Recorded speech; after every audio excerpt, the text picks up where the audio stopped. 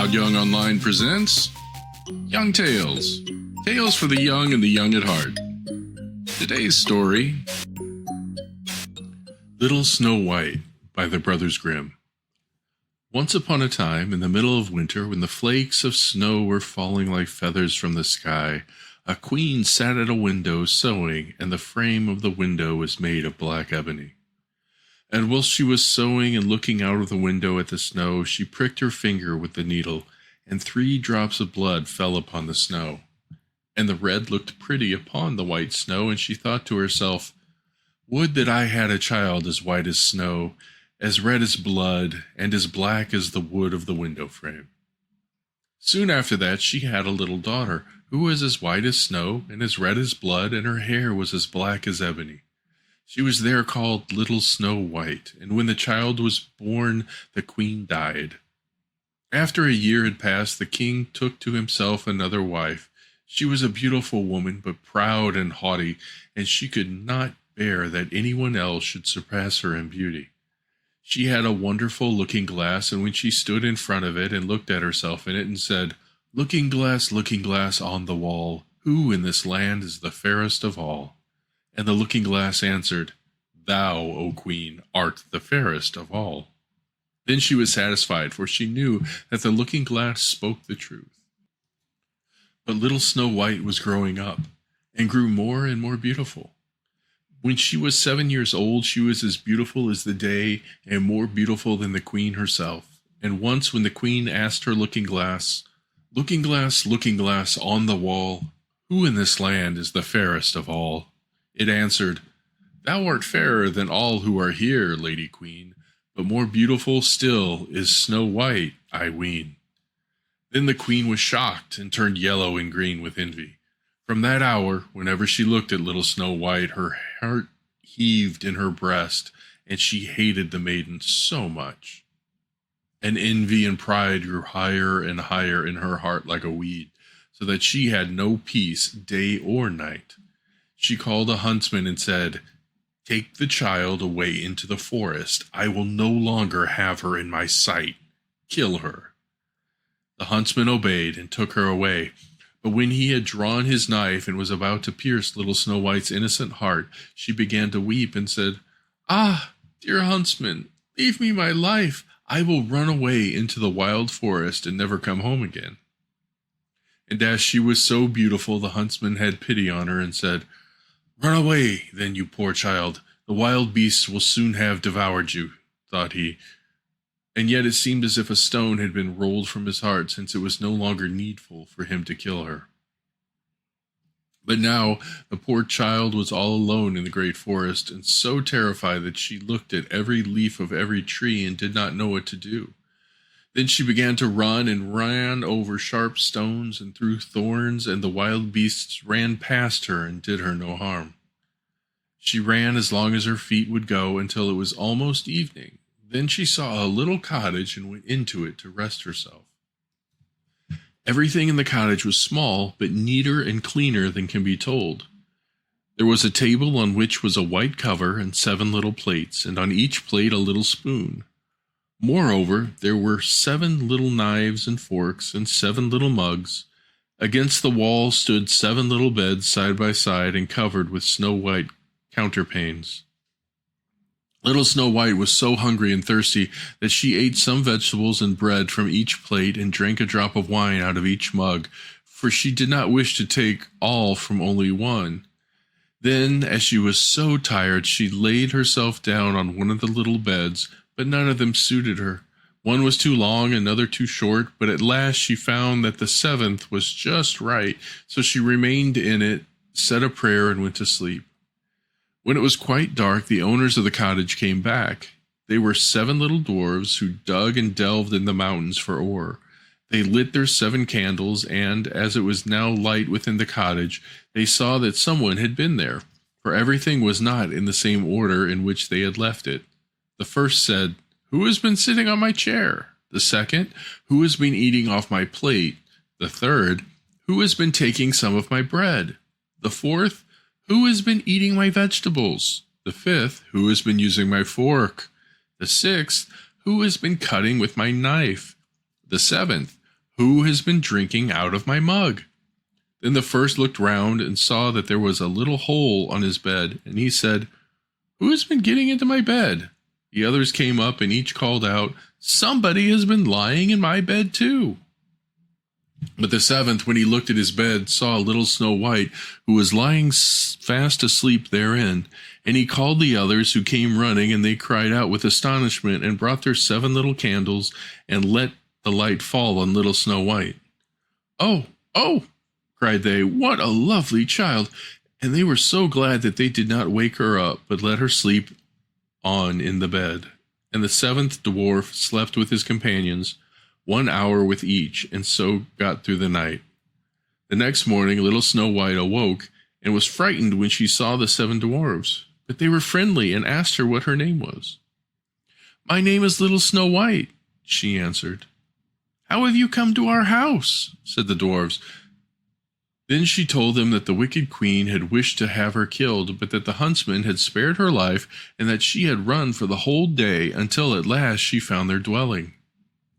The dwarf said, "If you will take care of the house, cook, make the beds, wash, sew, and knit, and if you will keep everything neat and clean, you may stay with us, and you shall want for nothing."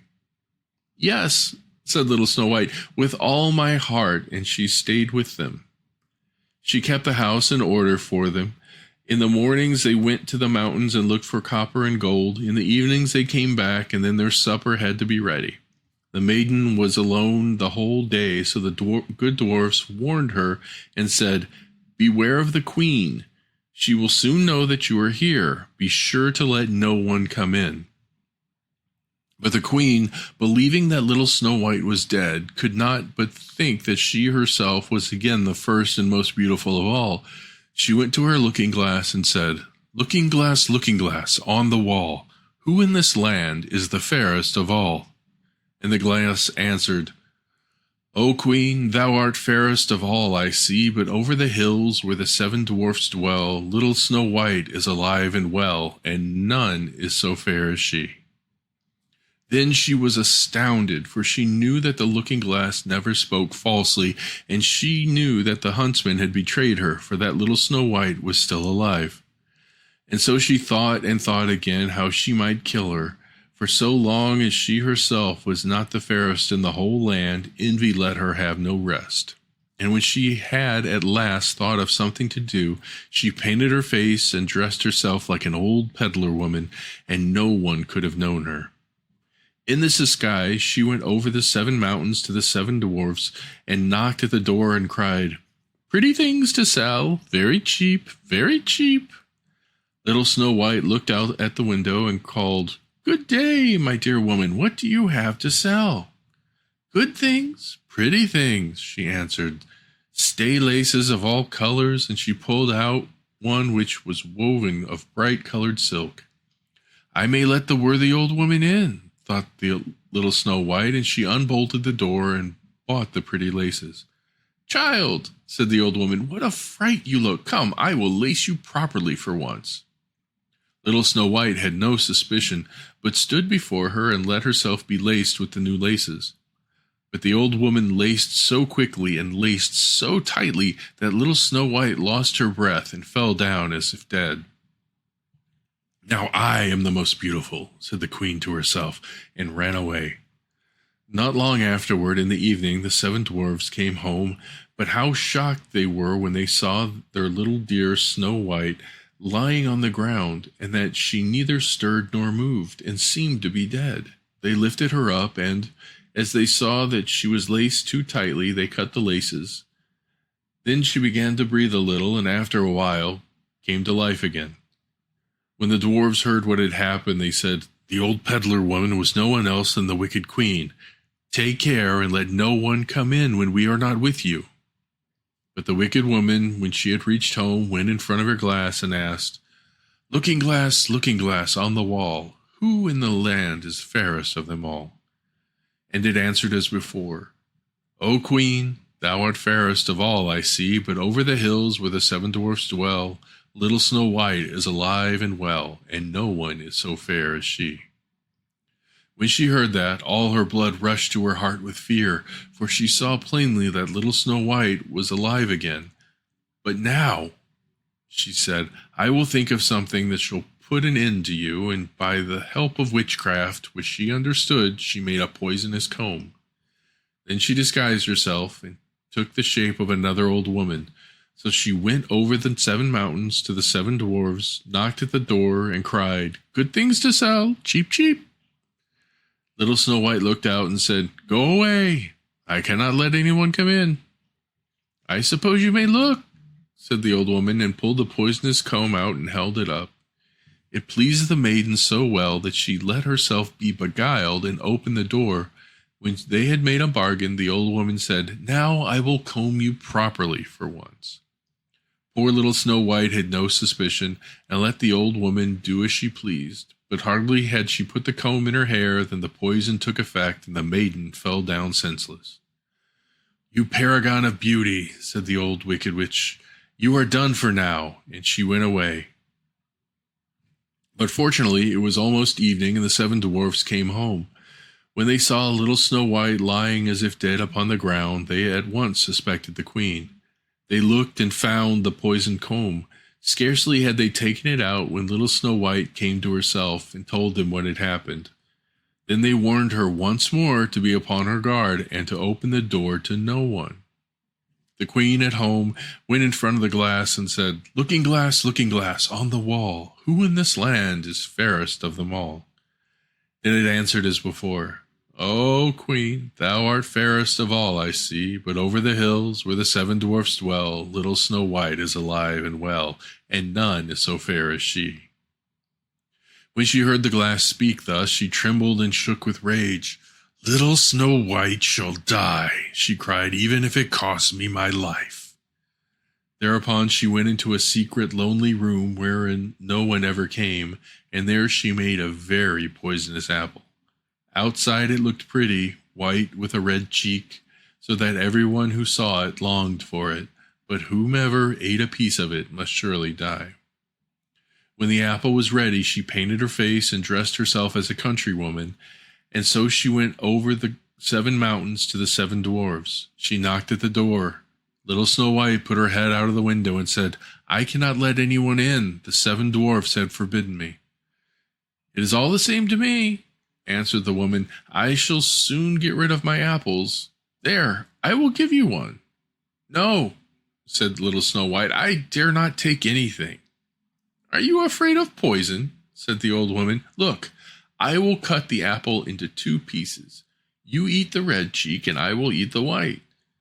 The apple was so cunningly made that only the red cheek was poisoned.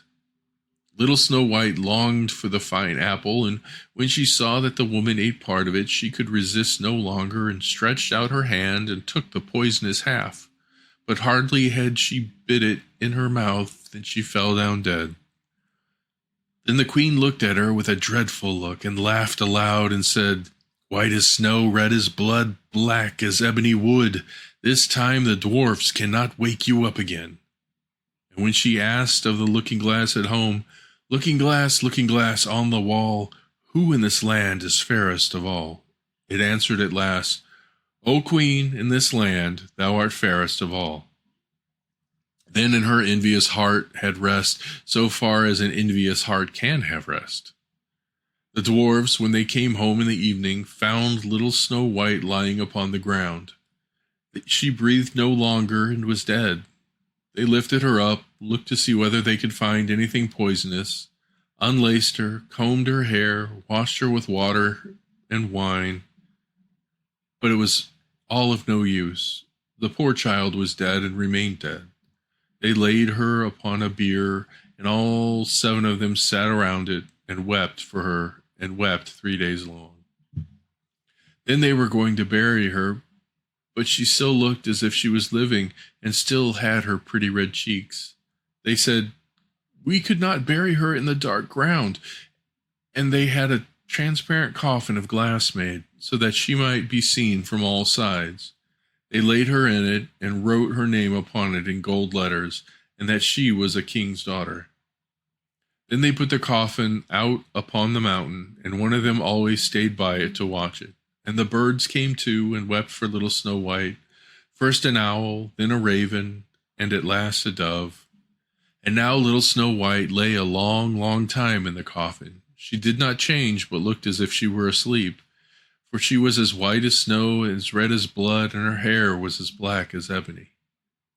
It happened, however, that a king's son came into the forest and went to the dwarf's house to spend the night. He saw the coffin on the mountain and the beautiful little Snow White within it, and read what was written upon it in golden letters. Then he said to the dwarfs, "Let me have the coffin. I will give you whatever you want for it." But the dwarfs answered, "We will not part with it for all the gold in the world." Then he said, "Let me have it as a gift, for I cannot live without seeing dearest little Snow White. I will honor and prize her as my dearest possession." As he spoke in this way, the good dwarfs took pity upon him and gave him the coffin. And now the king's son had it carried away by his servants on their shoulders. And it happened that they stumbled over a tree stump, and with the shock the poisonous apple piece which little Snow White had bitten off came out of her throat.